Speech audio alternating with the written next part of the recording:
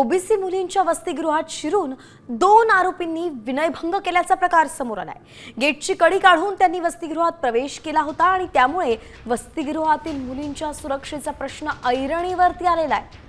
OBC वसतिगृहात 64 मुली राहतात, मात्र वसतिगृहात सीसीटीव्ही किंवा कोणतीही सुरक्षा व्यवस्था नाहीये आणि याच प्रकरणी MIDC पोलीस स्टेशनमध्ये गुन्हा दाखल करण्यात आलेला आहे।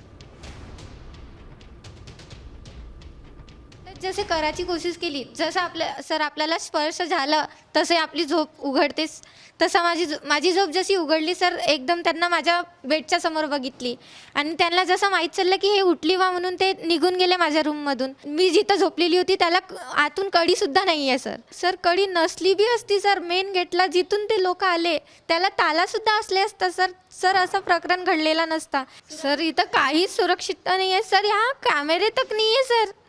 अगर सीसीटीवीज रहते तो ऐसा कुछ होता भी नहीं ना सर, क्योंकि वो लोग 2 लोग थे सर, ना बांधे हुए थे ना कुछ थे, उनको कंफर्म पता ही था कि यहाँ सीसीटीवीज नहीं है, यहाँ लॉक नहीं है, यहाँ से रास्ता है। नाही सर, आता खूप भीती वाटते सर। हा प्रकरण माझ्यासोबत घडलेला आहे सर, मला रूममध्ये जायची पण भीती वाटत आहे सर, बाहेर निघायची पण भीती वाटत आहे सर।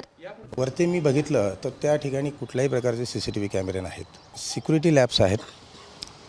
मुलींच्या मुख्य दरवाजाला, ज्या रूममध्ये मुलगी राहते त्या दरवाजालाच कडी कोंडा न होता, त्याच्यानंतर ज्या फ्लोअरवरती मुलगी राहत होती त्या फ्लोअरचा मागचा दरवाजा येण्याचा यालाही कडी कोंडा न होता, त्या सिक्युरिटी लॅबचाच फायदा घेण्यात आलेला आहे। आता isakal.com आहे देशातील नंबर 1 ची मराठी न्यूज वेबसाईट। प्रत्येक अपडेटसाठी isakal.com ला नक्की भेट द्या।